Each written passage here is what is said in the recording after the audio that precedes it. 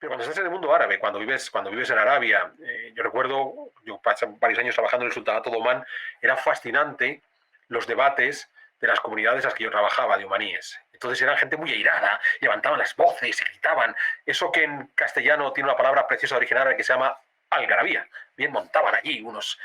Y al final no pasaba nada. El principal problema de Rusia es una cuestión geográfica que a lo mejor no somos conscientes hasta qué punto. O sea, ya no solamente es el hecho de que un aliado de Rusia como el Assad se le han cargado un aliado y entonces a Putin de repente, sin comerlo ni beberlo, ha descubierto que se ha quedado sin nuestros aliados, sino que la presencia de esos rusos en Siria, de esas bases, una base en costa, una base marítima y una base aérea, es que era un trampolín para las operaciones rusas en África. Bueno, yo creo que lo que ha habido es una pobreza por parte de la diplomacia española notable, una falta de inteligencia de geopolítica, porque en la geopolítica no se juega sobre principios morales. En la geopolítica no hay moral. En la geopolítica hay intereses, punto. Entonces hay que saber qué intereses tienes que defender.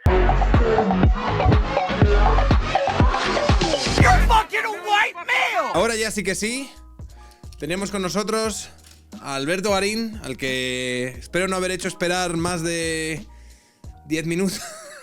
¿Qué tal, Alberto? ¿Cómo estás? Muy bien, Sergio. Qué bueno verte. ¿Has visto mi nuevo corte de pelo, tío? He visto tu nuevo corte de pelo. ¿Has visto la de dinero que me voy a ahorrar yendo a la peluquería? Pregunto. Era necesario, era necesario. En verdad ya no podía seguir como estabas. ¿En serio?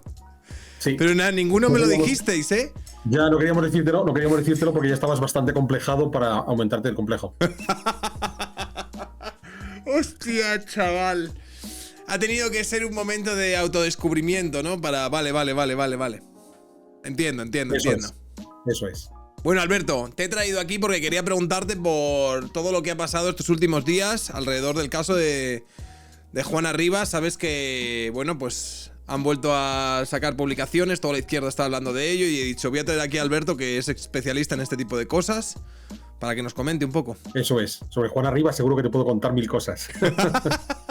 No, Alberto, normalmente cuando sucede un suceso de estos que tienen el apellido geopolítico detrás, siempre la gente me pregunta por ti.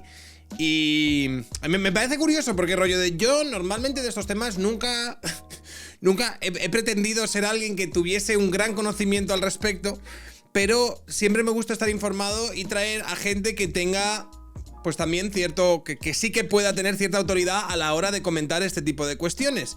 Ayer traje a... Me hizo mucha gracia porque ayer traje a Lucía Echevarría, que dijo, yo de geopolítica no te voy a contar nada, pero te puedo contar de los aspectos, no sé si me habló de psicosociales o sociales o...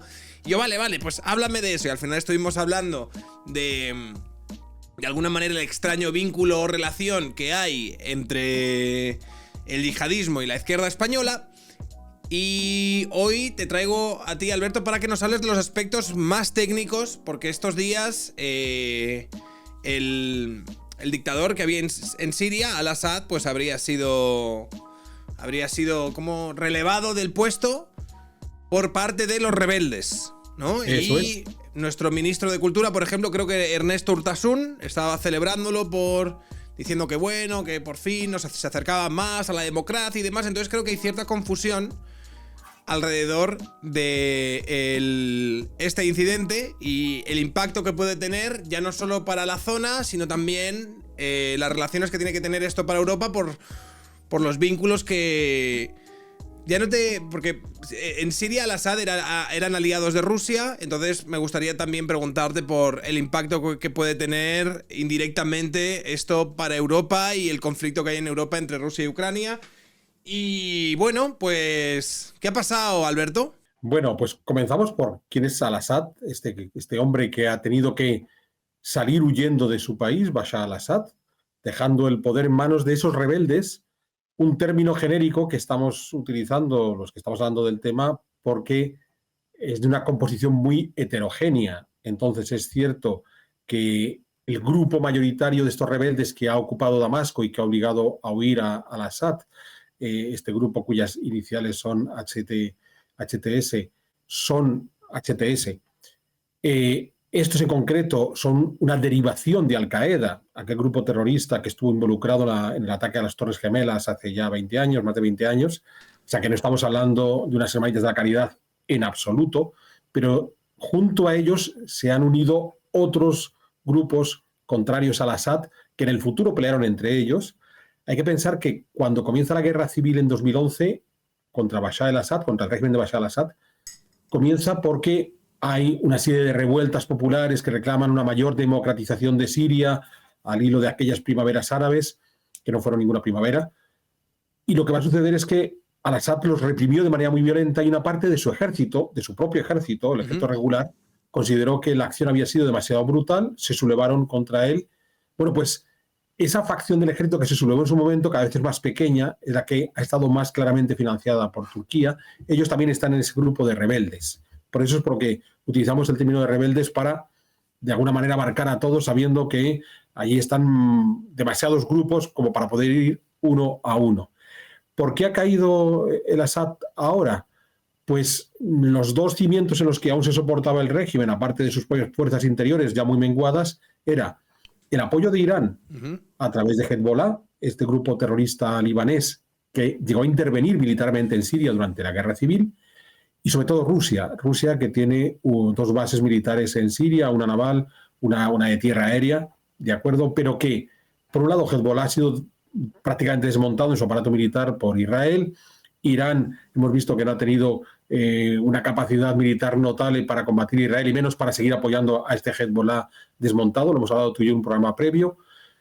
Y Rusia, involucrado en la guerra con Ucrania, tampoco ha podido apoyar al Assad. Esto ha hecho que, y podemos ver por qué justo ahora y no hace un mes o dentro de un mes, el régimen cayera.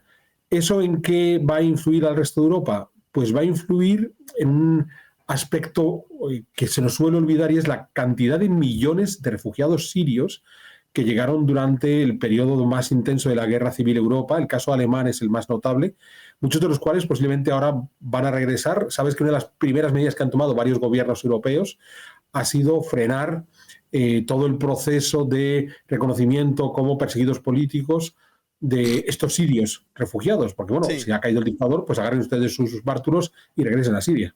Los refugiados que habría sirios en Europa. Los refugiados sirios en Europa, sí. Pero, quiero decir, los refugiados sirios que están en Europa van a querer volver a Siria teniendo en cuenta la incertidumbre y el... Porque me has dicho, no es que haya caído al-Assad para que haya un régimen democrático, libre, donde todo el mundo puede expresar sus ideas y demás. Es que ese es el problema, no tenemos ni idea de lo que va a ocurrir en Siria. Pero es obvio que si el grupo mayoritario que ha hecho caer al-Assad son un grupo integrista islámico, por muy suavecitos que se quieran presentar ahora frente a la prensa internacional, pues es probable que muchos de estos refugiados no tengan interés en regresar porque no les apetezca volver a ese país.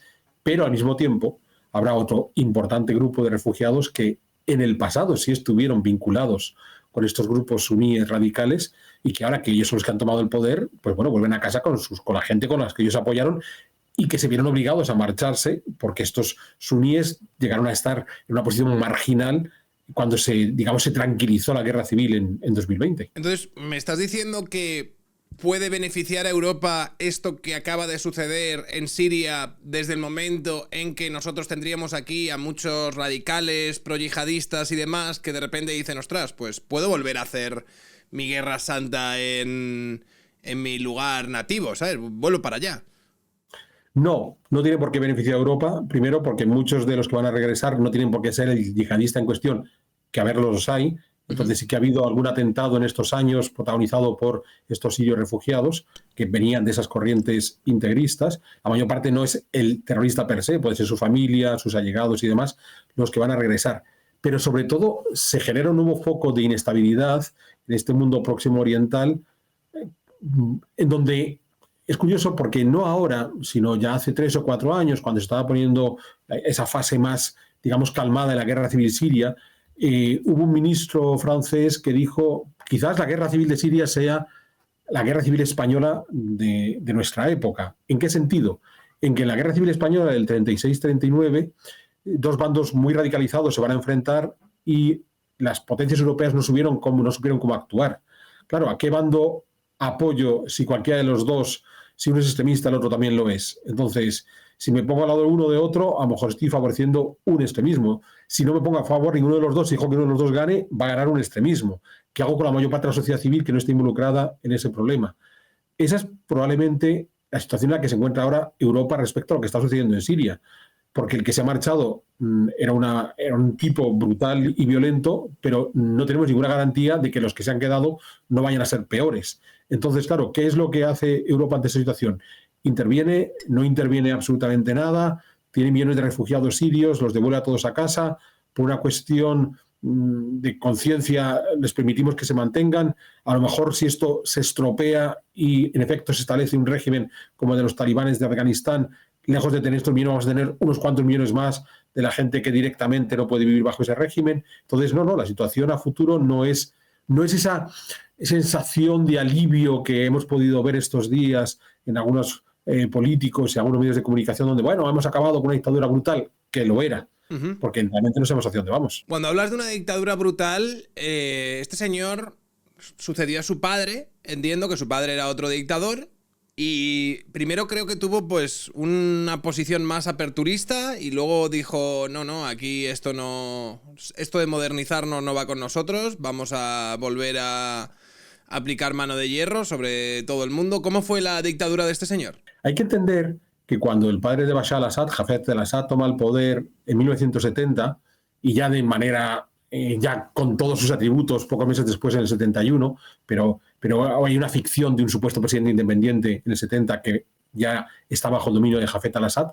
Siria se enfrentaba a dos problemas. Siria es un país, los sirios como pueblo son un pueblo milenario, de los pueblos más antiguos que tenemos en el viejo mundo. O sea, tenemos constancia de los sirios haciendo historia desde hace 10.000 años. Estos tipos se inventaron en el Neolítico, por ejemplo, ¿vale? Pero Siria como país es un país muy reciente, es un país creado en 1946, o sea, prácticamente anteayer, ¿vale?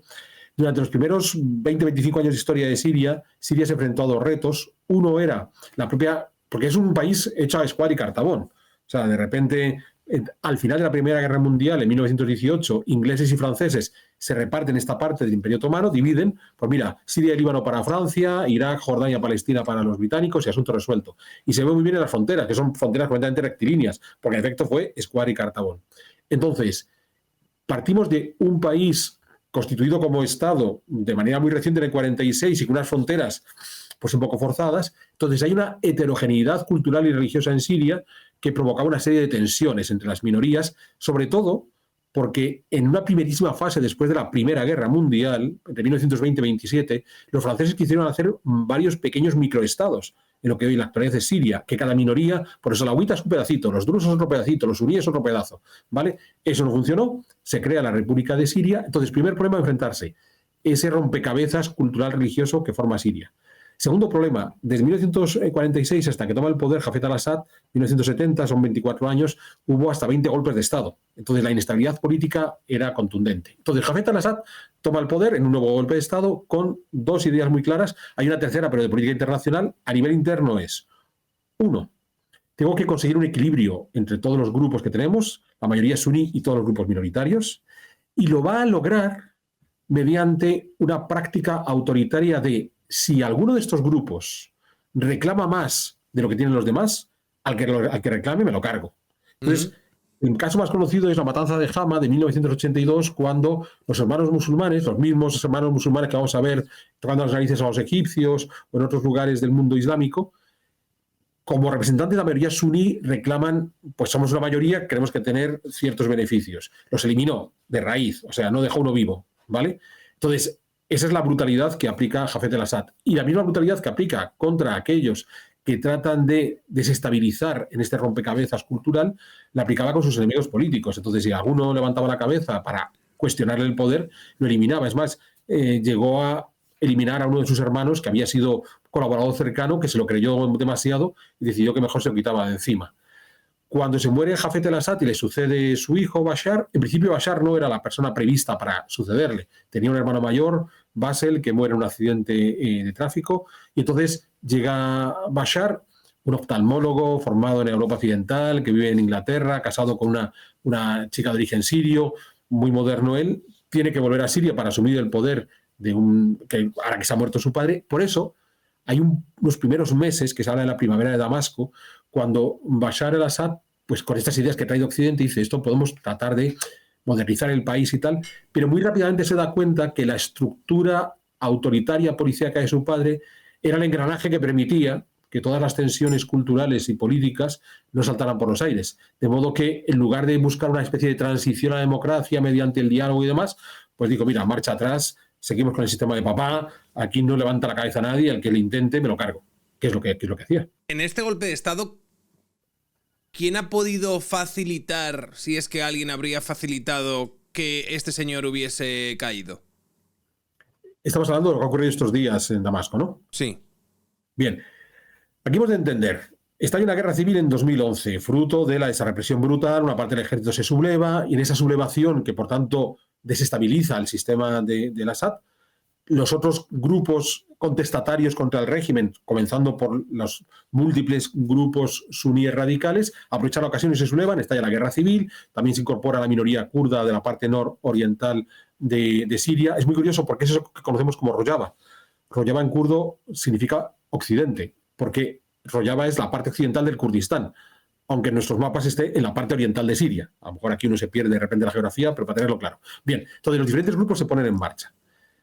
Gracias al apoyo de Rusia y el esfuerzo militar de Hezbollah, más la parte del ejército que le queda al Assad, son capaces de contener buena parte de esa sublevación. A pesar de todo, tuvieron que dejar ceder buena parte de ese sector nororiental a los kurdos, todo lo que está más allá del Éufrates. Bien, les quedaron residuos de grupos radicales como este, que es el que ha protagonizado toda la operación en la frontera con Turquía, financiados en cierta medida por Erdogan, en cierta medida por Turquía, porque es posible que también haya financiación que venga desde Arabia, los saudíes, algunos de los Emiratos del Golfo, ¿vale? Estos son bastante más discretos que los demás. Los demás enseguida empiezan a cantar, yo he apoyado, yo he apoyado. Eso a Erdogan le encanta, y posiblemente es que menos plata ha puesto, han puesto más plata a los árabes del Golfo. Bien, la parte mínima que quedaba del ejército rebelde contra el Assad, también financiado por Turquía, ¿vale? Aquel Estado Islámico tan terrible que vimos en torno a 2015, 2017, que prácticamente había quedado anulado en gran medida por el apoyo que Estados Unidos dio en esa eliminación a los kurdos, no al Assad. Bien, pero que aún quedaban algunos residuos. Esta gente está ahí. Y esta gente está ahí y demuestran cierta debilidad por parte del Assad porque no logró acabar con ellos. O sea, no es que a partir de 2020 Bashar al-Assad puede enviar batallones a los últimos oasis del desierto oriental de Siria para acabar con los 4 de ISIS que quedan vivos, o no puede enviar una compañía a la frontera turca y eliminar a los 4 rebeldes que le... No. Es un ejemplo de la debilidad del sistema. O sea, no es que fuera un tipo que había recuperado todo el poder. Era un equilibrio muy inestable. Bien, hemos dicho antes, Hezbollah queda completamente desarmado por Israel, Rusia se involucra en la guerra de Ucrania, y entonces ocurre todo esto. La cuestión es ¿por qué ahora? ¿Por qué ha sido ahora, no ha sido hace un año o no va a ser dentro de un año? Para mí el factor que ha venido a desequilibrar toda esta situación en septiembre fue aquella operación de inteligencia israelí de los famosos Vipers de Hezbollah, ¿sabes? Que se comunicaban y de repente los hicieron saltar por los aires, se cargaron unos cuantos y a los que no mataron los dejaron malheridos y todos descubiertos. Eso desarticuló por completo la estructura militar de Hezbollah. Lo que va a provocar a continuación, y eso es una noticia que en esos mediados de septiembre, o sea, estamos hablando de hace 2 meses, pasó un tanto desapercibida en los medios de prensa, no sé por qué, y es que buena parte de esos cientos de miles de sirios que se habían ido al Líbano a refugiarse en el Líbano, regresaron a Siria. Esos cientos de miles de sirios que se habían ido al Líbano se habían ido porque huían de la guerra y quieren regresar porque, claro, con lo que ha ocurrido con Hezbollah, de repente está ahí una guerra en el Líbano. Entonces, bueno, si me tengo que enfrentar a una guerra, mejor en mi casa que en la casa del vecino. Algunos o muchos son partidarios de los grupos rebeldes, ¿de acuerdo?, que ahora que saben que Hezbollah se ha desarmado y que era uno de los principales apoyos militares que tenía, yo puedo regresar a Siria porque este que me estaba atacando ya no está. Los israelíes se lo han cargado. Y puede haber sencillamente parte de la sociedad civil que, aprovechando que todos estamos viendo, yo también vuelvo, y vuelvo con la sensación de podemos cambiar algo en Siria. Ya he estado en el Líbano he visto que ha habido capacidad para cambiar ciertas cosas. Cuando se puso fin a la guerra civil del Líbano, podemos replicar el modelo en Siria. Creo que es la inestabilidad ocasionada por este 500.000 de refugiados sirios que han vuelto en muy pocas semanas a Siria, la que ha desestabilizado por completo el régimen del Assad.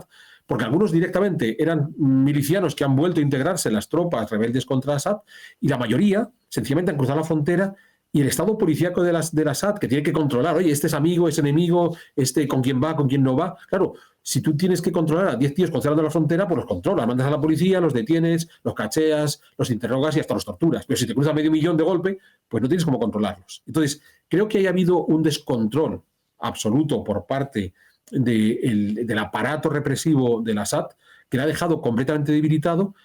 Y la puntilla final, ¿por qué ese día es cuando han decidido lanzar primero la ofensiva sobre Alepo y luego avanzar hacia Damasco? Por el alto el fuego que Hezbollah firmó con Israel, porque era el ejemplo definitivo de que Hezbollah estaba acabado. O sea, Hezbollah se avenía a firmar un alto el fuego con Israel porque ya no tenía ninguna capacidad de seguir atacando a Israel. Entonces, cuando los rebeldes dijeron, ahora sí que estamos seguros, estamos completamente seguros de que Hezbollah no puede hacer nada en contra de nosotros, este último brazo armado que tenía Assad. Ahora ya sí que podemos avanzar.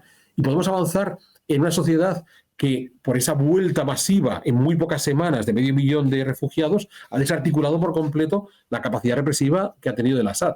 Y eso es lo que, en mi opinión, ha provocado que la caída haya sido tan inmediata, porque sencillamente el sistema había quedado completamente desarticulado por esa oleada brutal de refugiados regresando, y entonces los rebeldes han avanzado por vía libre. Vale, ¿en qué posición deja todo esto, por ejemplo, a Irán? Porque Irán utilizaba, por lo que yo entiendo, Siria como un canal para mandarle armas a... Bien, aquí hemos de entender, y esto nos llevaría al programa previo que grabamos tú y yo sobre Irán, cuando tú me empezabas el programa diciendo, entonces no va a empezar la Tercera Guerra Mundial, y dije no, porque los iraníes, su capacidad es bastante menor de la que tiene. Hemos de entender que uno de los problemas que tenemos en Próximo Oriente es que hay muchos competidores bravucones, pero que más allá de las bravatas no tienen mayor recorrido. Uno es Irán, ¿vale? Otro es Turquía. Porque en estos días la gente parece que Erdogan es el hombre más listo del mundo y está a punto de reconstruir el Imperio Otomano, y no funciona de esa manera.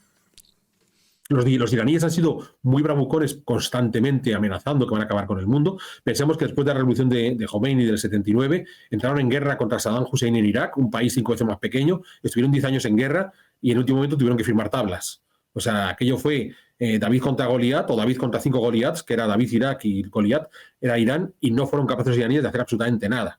Bien, o sea, que es un país más bravucón que auténticamente eficiente. Y lo hemos visto en los 2 ataques que ha hecho sobre Israel. O sea, han lanzado una cantidad espectacular de cohetes sobre Israel, y Israel ha sido capaz de aguantar el golpe y devolvérselo, y se lo tienen que comer los iraníes. Entonces, hemos de entender que la capacidad real de Irán es menor que la que nos obsesionamos en ver en cuanto hacemos una versión amarillista de lo que está ocurriendo en Próximo Oriente. Bien, Irán, su colaboración con Siria era como un trampolín para llegar hasta el Líbano y financiar a Hezbollah y tocarle las narices a Israel, porque dentro de la política exterior de los ayatolás, una de sus obsesiones era acabar con Israel, que es algo que hasta el año 79 no ocurría. Hasta el año 79 las relaciones internacionales entre Irán e Israel eran muy buenas. Incluso había hasta cooperación militar entre los dos, ¿vale? Es una obsesión de estos ayatolás, que son los atarantados y que quieren acabar con cualquiera que se le ponga por delante. En el momento que ha caído el régimen del Assad, pues esa plataforma que tenían para llegar hasta el Líbano les desaparece. Ojo, que cualquier cosa que los iraníes enviaban a Hezbollah lo hacían por vía aérea. O sea, no es que uno montaba un camión de fusiles en Irán y lo ponía, venga, ponte en marcha, llega hasta Damasco, y de Damasco ya llegará hasta Beirut, porque no hay frontera física entre Irán y Siria. Entonces, si tú quieres ir por carretera entre Irán y Siria, o bien pasas por el norte de Irak, bien, o bien pasas por el suroriente de Turquía. ¿Y eso qué es? Eso es el Kurdistán. Entonces, claro, si tú pones un camión de fusiles iraníes que pase por una carretera, si cruza el Kurdistán iraquí, inevitablemente los kurdos iraquíes se quedan con los fusiles. Pero si lo mandas por el Kurdistán turco, los kurdos turcos se quedan con los fusiles, agradeciendo a los iraníes tan hermoso regalo. Entonces, lo que utilizaban en Siria era como aeropuerto, a partir del cual dar el siguiente salto hacia el Líbano, para que entendamos bien la geografía del lugar. Lo interesante está en entender, insisto, que la capacidad real que pueda tener Irán para influir militarmente es más que le queramos creer al bravucón que lo que realmente pueden hacer. O sea, básicamente lo que quieres decir es que es un juego de sombras, un poco lo que se da en esa zona, sobre todo con determinados grupos que intentan parecer más fuertes de lo que son. Sí, pasa con Irán. Es muy curioso porque tú recuerdas cuando hicimos, después del 7 de octubre, estuvimos hablando de lo que había ocurrido en Israel, cuando todo el mundo dijo, y van a declarar la guerra a Irán y esto va a ser terrible y van a matarse, ¿te acuerdas? ¿No? Y a partir de ahí Yo no paro escalábamos de hasta... leer a gente, a especialistas, decir que nunca estuvimos tan cerca de la Tercera Guerra Mundial. Yo sigo un poco obcecado con eso, ¿eh? Bueno, pues no estamos realmente muy lejos, porque ese Armagedón era imposible porque, primero, hay países por medio entre uno y el otro, entonces esto de tener que hacer la guerra solamente a base de mandar aviones por encima del espacio aéreo de Irak y de Jordania para llegar a Israel no deja de ser complicado, y la prueba está en que en el primer ataque de cohetes la propia Jordania utilizó su aviación para derribar unos cuantos de los misiles iraníes, ¿de acuerdo? Entonces, no hay esa posibilidad, lo que estamos es un ejercicio de bravuconería. Esto es muy interesante cuando, sobre todo, porque los iraníes son persas, no los confundamos, ¿vale? Pero cuando estás en el mundo árabe, cuando vives en Arabia, yo recuerdo, yo pasé varios años trabajando en el Sultanato de Omán, era fascinante los debates de las comunidades a las que yo trabajaba, de omaníes. Entonces eran gente muy airada, levantaban las voces y gritaban. Eso que en castellano tiene una palabra preciosa de origen árabe que se llama algarabía. Bien, montaban allí unos... Y al final no pasaba nada. Eran gentes muy vehementes, de genio vivo, que andaban por ahí expresando absolutamente todo y no pasaba absolutamente nada. Nada. Bien, y volvías al día siguiente y volvían a hablar del mismo tema y volvían a excitarse de la misma manera, de forma, y nunca pasaba nada. Entonces, hay que entender que son unas culturas donde les gusta mucho este tipo de alardes, pero que no van más allá. Entonces, sí que es un juego de sombras, y ya digo, y Erdogan, que es turco, que tampoco es árabe, ha sabido muy bien adaptarse a ese juego, porque parece que es el árbitro que está decidiéndolo todo. Pues yo pongo un poquito de dinero aquí, otro poquito de dinero aquí, empujo por acá, empujo por allá. En realidad, Erdogan, si hay que reconocerle algo, es la capacidad para estar en todos los araos. Porque cuando Bashar al-Assad llega al poder y poco después llega Erdogan en Turquía, establecieron una relación amistosa hasta el punto de que Erdogan calificaba a Bashar como su hermano pequeño. Un hermano pequeño que no tuvo ningún inconveniente en apuñalar un poquito, lo justo para un poquito de daño, a partir de 2011, porque nunca se enfrentó abiertamente contra Bashar al-Assad. Le decía, no, vamos a ver, hay una parte de tu ejército que se ha sublevado contra ti, ¿vale? Bueno, pues yo voy a utilizar esta parte del ejército para pelear contra los kurdos, que tú tienes que son tuyos, pero es porque mis kurdos turcos han metido entre tus kurdos sirios. Entonces, ese ejército que se ha sublevado contra ti lo voy a utilizar contra los kurdos. Y como le estoy pagando armas, pues ese ejército te va a atacar a ti. Pero no es nada contra ti, ¿eh? O sea, no creas que te estoy atacando. Estoy financiando al ejército rebelde contra ti para así poder pegar a los kurdos de tu país, porque en realidad los míos se han escondido allí. Entonces, estas cosas Erdogan las maneja con una maravilla. Hay que reconocerle esa virtud, de saber meterse en los enredos más complicados. O sea, Erdogan es el mismo tipo que es un buen amigo de Putin y a continuación le vende todas las armas posibles a los ucranianos. O sea, esa es la capacidad que tiene Erdogan para estar en todos los araos. A partir de este incidente, ¿en qué posición deja esto a Israel? Porque evidentemente sobre el papel parece que quedarían más favorecidos. Vamos a ver, en el caso de Israel es muy interesante porque de nuevo vas a encontrar mucha gente que dice no, quien realmente la mano que meció esta cuna y agitó toda la situación son los israelíes. Entonces los israelíes, con una capacidad inusitada para estar en todas partes, han logrado que esto actúe de esa manera. Bueno, pero no un es momento, pero exactamente lo así. primero, la situación que habría quedado en Siria, poco de desajuste ahí o de caos a partir de la huida del tirano, ¿favorecería a Israel?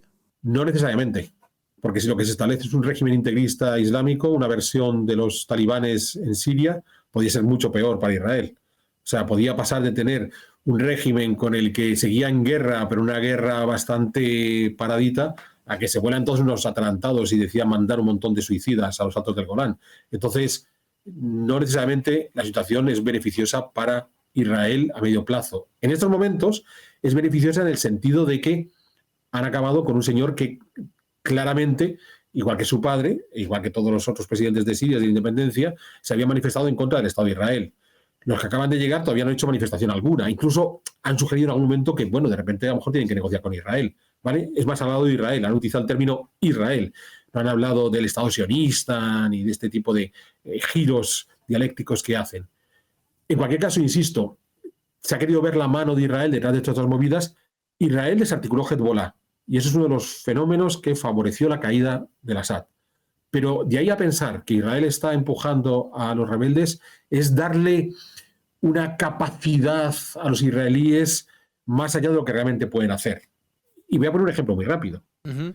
Hay un famosísimo espía, Eli Cohen, ¿de acuerdo?, que se infiltró dentro del gobierno sirio, que llegó a ser un alto mandatario del gobierno sirio, estamos hablando de los años finales de los 60, que al final los sirios le capturaron y se lo cargaron. Nunca han querido devolver el cadáver de Eli Cohen a Israel, ¿vale? Puchica, es un cadáver. O sea, estos israelíes súper fantásticos, maravillosos, que son capaces de derribar gobiernos, destruir países, y esas cosas que te dicen siempre los conspiranoicos de turno, no han sido capaces de enviar a un comando para recuperar un cadáver en Siria. No, porque una cosa es que tú puedas, después del conocimiento que tienen en el Líbano, porque ocuparon el Líbano durante años, el sur del Líbano donde está Hezbollah, acabar con Hezbollah, y otra cosa es que tengan la capacidad de mover cada minúsculo grupo rebelde que hay en Siria, donde hay una sopa de letras inexplicable para decir, no, es que han sido los israelíes los que lo han movido. Han tenido la fortuna de que, gracias a esto, han acabado con un régimen que públicamente se había manifestado contrario a Israel y lo atacaba siempre que podía. Hasta ahí está la ventaja. A partir de ahí no sabemos si hay más ventajas.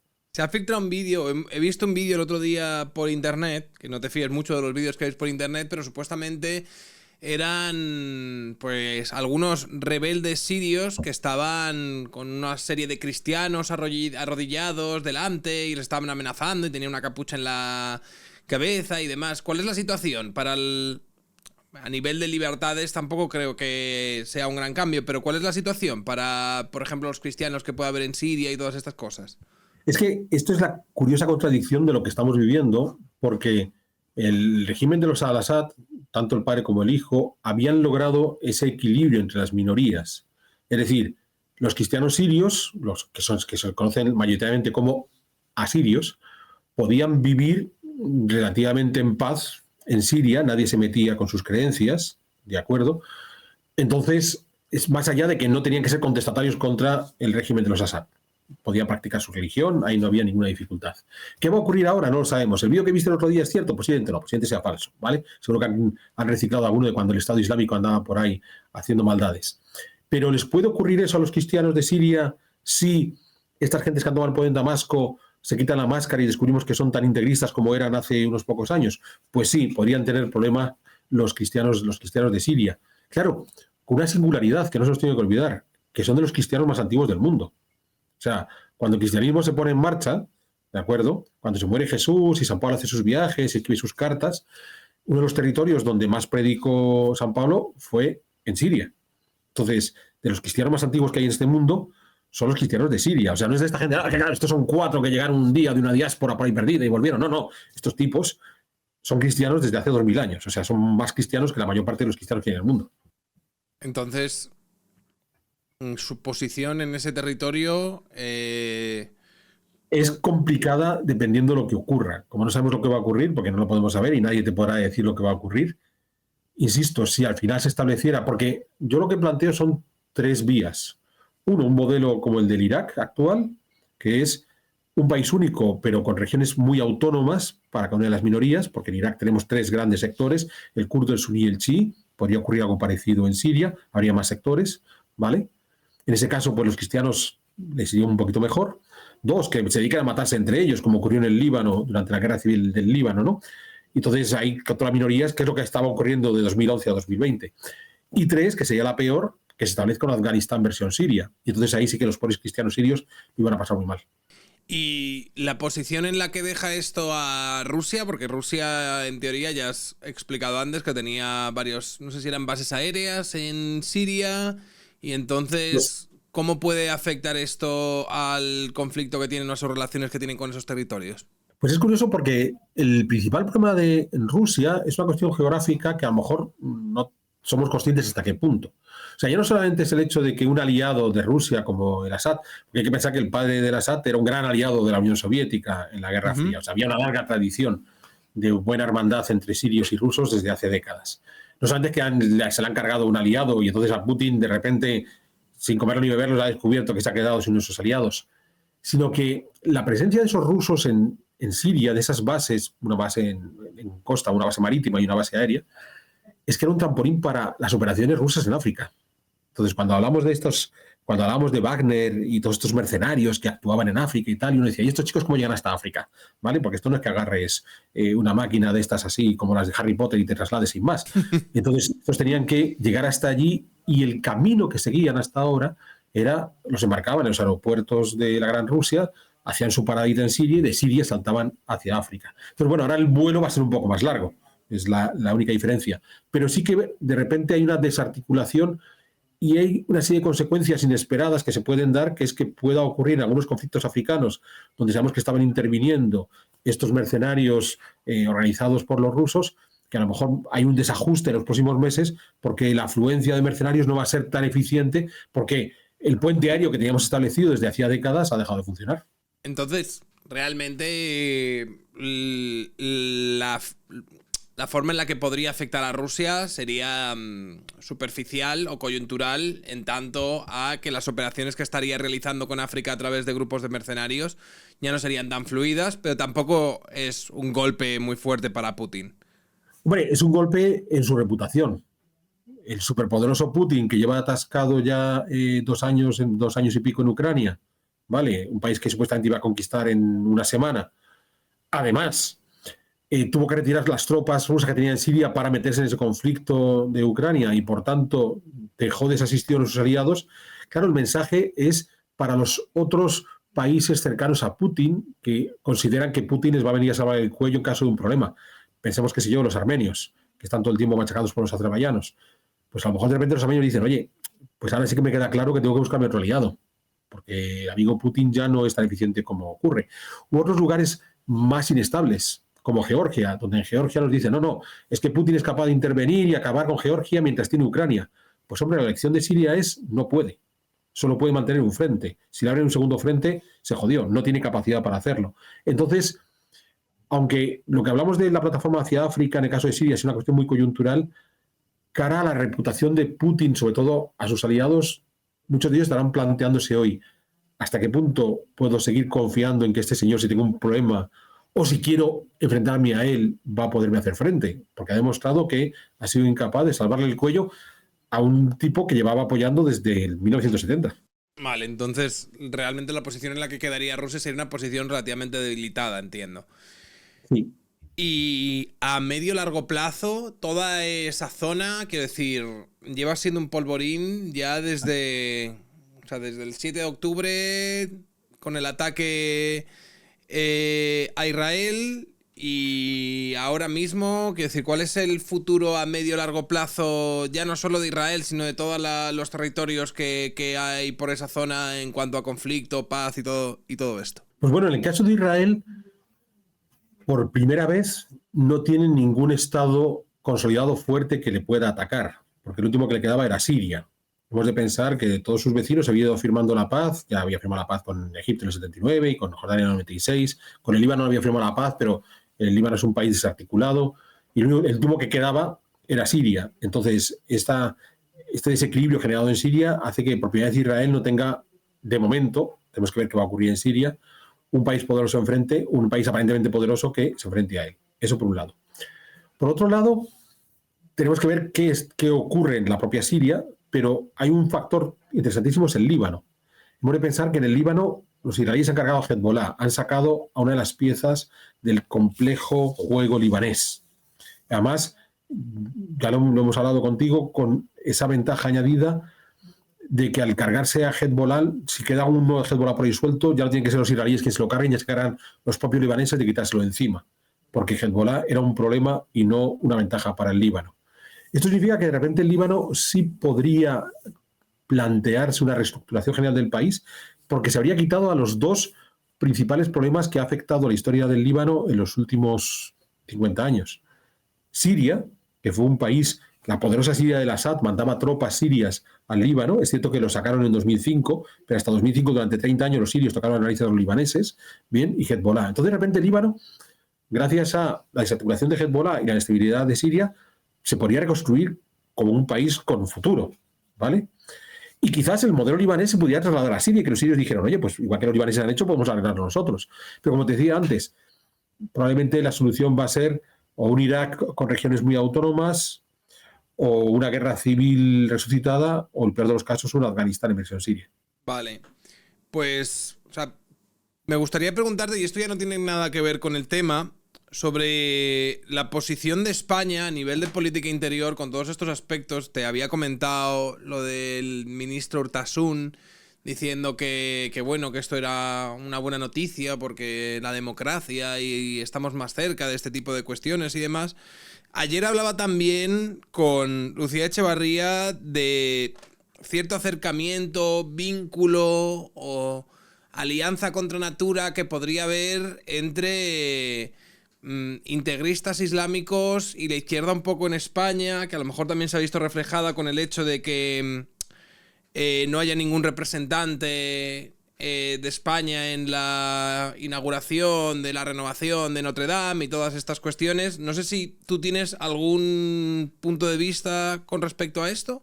Bueno, yo creo que lo que ha habido es una pobreza por parte de la diplomacia española notable, una falta de inteligencia de geopolítica, porque en la geopolítica no se juega sobre principios morales. En la geopolítica no hay moral. En la geopolítica hay intereses, punto. Entonces, hay que saber qué intereses tienes que defender. Entonces, en principio, uno puede esperar que el gobierno de España quiera defender los intereses de España, en principio. Entonces, en ese juego, uno tiene que saber dónde están aquellos que pueden favorecer los intereses de un país. Pero esto te lo estoy contando de una forma aséptica. O sea, si a mí me tienes que hablar de geopolítica, que es de lo que estamos hablando, te diré, mira, ¿qué país estoy representando? ¿Vale? O sea, tú vas y me dices, mira, he conseguido aquí que estoy en Andorra, me van a nombrar príncipe, van a quitar a los dos copríncipes que tienen y el tío Blanco Otero va a ser el tío Blanco Otero primero príncipe de Andorra y te nombro a ti, Alberto Garín, ministro de Asuntos Exteriores. Pues si yo tengo que defender los intereses de Andorra, tendré que jugar en el tablero internacional, el tablero geopolítica, pensando en los intereses de Andorra, no en mis sentimientos personales o en mi ideología. Entonces, creo que la diplomacia española está jugando pobremente, dejándose llevar por una ideología que nos puede parecer válida, inválida, interesante, despreciable, necesaria de defender, absolutamente abominable, me da exactamente igual. Pero que con esa ideología no están llegando a ningún sitio. Entonces, en el caso de lo que está ocurriendo en Siria, pues bueno, de partida puedes esconderte detrás de la Unión Europea. Bueno, no tomaré ninguna decisión hasta que la Unión Europea tome una decisión de consenso, porque no sabes qué hacer. Entonces, pues mira, cuando sabes qué hacer, ponte de perfil, ¿de acuerdo? No te dejes ver mucho y te escudas dentro de la Unión Europea. Y a continuación ya empiezas a evaluar, bueno, ¿yo qué gano, qué pierdo, si apoyo, dejo de apoyar? ¿Vale? Hay cierta relación amistosa, histórica con los países árabes, con los países araboparlantes. Pues bueno, podemos mostrar esa sensación de España siempre estará dispuesta a favorecer todo proceso democratizador de Siria, escuchando a todas las partes. Ya está. Ya has dicho una frase sencilla, pero la cual dices, no soy un borrico que me voy a poner a nadie. Y ojo, y a todas las partes es porque Bashar al-Assad está exiliado en Moscú y nadie me dice que pasado mañana Putin no me lo reenvíe con otro ejército de wagnerianos a reconquistar el poder. Y entonces, como no sé lo que va a suceder, y yo tengo que jugar el juego de la geopolítica y tengo cierta relación amistosa con el mundo araboparlante, pues digo que estoy abierto a todas las posibilidades que existan. Ese tipo de cosas que tienes que hacer. Entonces, sustituir eso por un discurso ideológico, pues a ver, chico, que esto es geopolítica, ¿vale? O sea, todos los que están alrededor te miran diciendo, ay, pobrecito. O sea, qué tipo tan ingenuo y tan inocente que se cree que con esa declaración, aparte de presentarse como un inocente, no va más lejos. O sea, no estás favoreciendo absolutamente nada los intereses de tu país, gracias, porque sí sacamos a una pieza de la partida, ¿de acuerdo? Este no juega, así que venga, los demás seguimos jugando porque este no va a defender ningún interés. Y lo de no ir a... Lo de no ir a Notre Dame, pues es una pena porque es de esas ocasiones que lucen mucho, ¿vale? Ahí... ¿Tú como ministro exterior de Andorra habrías ido? No, hombre, no habría ido yo, te habría mandado a ti que fueras, te habría dicho, oye, tío Blanco Otero, primero, tienes que estar allí porque es el tipo de fotografía que va a incluirse en los manuales del arte porque es una cosa muy vistosa. O sea, ¿en cuántas ocasiones podemos ver la reconstrucción de una catedral gótica? Pues esperemos que no muchas más, porque para que se reconstruya la catedral gótica o la bombardean en la Segunda Guerra Mundial o se quema, ¿no? Entonces, como no ocurre de esa manera, es el tipo de sitio donde tu fotografía merece la pena que esté. O sea, pensemos en ese ego espectacular de Pedro Sánchez. Hostia, ¿cómo es que Pedro Sánchez no fue a tomarse la fotografía? ¿Cómo es que Pedro Sánchez no jugó sus bazas para estar sentado en la silla detrás de Macron? Y que cuando sacan la fotografía de todos los líderes del mundo allí estuviera sentado atrás. Pues claro, de nuevo, no entendió que esto es un juego de geopolítica, que esto no es una cuestión de ideologías. No, es que, claro, yo soy un hombre laico, ateo, ¿qué hago yo dentro de una iglesia católica? Que no va de eso, muchacho, que esa no es la idea, ¿vale? Que la idea está en que esto... Y además, muy simpático la jugada que hace Macron, que le quedó de maravilla. O sea, un Macron que ahora mismo está completamente denostado en su país, sin gobierno, le acaban de derribar a su último primer ministro, a Barnier, pues al día siguiente, como un campeón, se va a Notre Dame y se fotografía entre Donald Trump, futuro presidente de Estados Unidos, y Zelensky. Ya está. De repente él se convierte en la persona que puede resolver uno de los grandes conflictos de este mundo, que es la guerra de Ucrania, reuniendo al presidente más poderoso con el representante de Ucrania. O sea, ¿cómo desaprovechas una ocasión así, muchacho? Hay que ser muy torpe, pero bueno, son muy torpes. Pero probablemente no quería salir en esa foto en la que podía estar Meloni o en la que podía estar cualquiera de estos. Te iba a preguntar, ya que estamos, acabas de mencionar a Donald Trump, la gente tenía muchas dudas con cuál podía ser potencialmente su papel en la guerra de Ucrania. Él dijo que en un día él se iba a sentarse con Putin y con Zelensky y iba a resolver esto literalmente así. ¿Tú cómo lo ves en ese sentido? No tengo ni idea. No tengo ni idea. Estoy expectante por saber qué solución mágica, qué conejo saca de la chistera, porque no tengo ni idea de cómo pretende solucionarlo.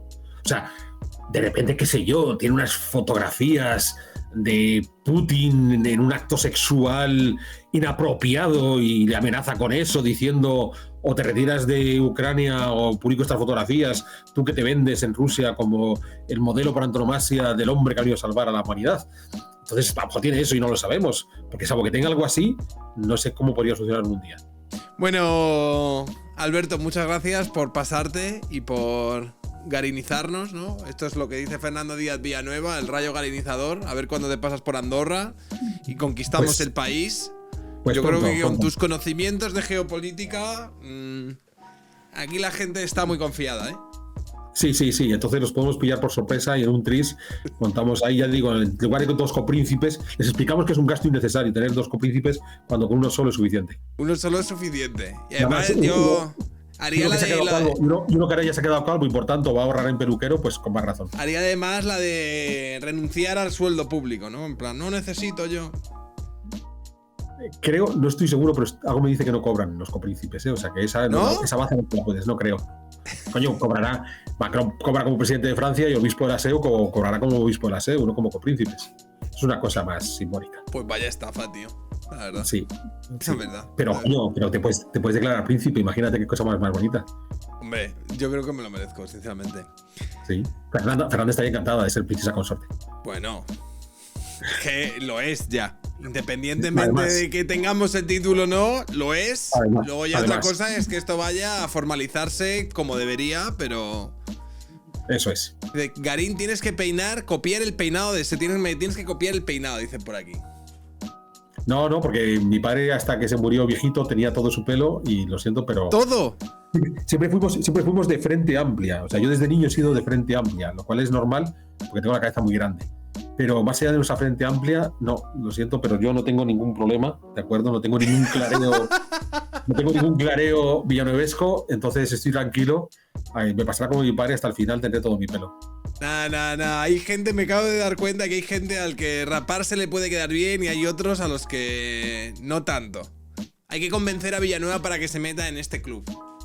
Bueno, ahí lo tienes, creo que lo vas a tener en breve, así que es el momento. Es el momento. Alberto, muchísimos besos. Venga. Muchas gracias por pasarte, tío. Un abrazo. Venga, hasta pronto, Sergio. Chao. Chao.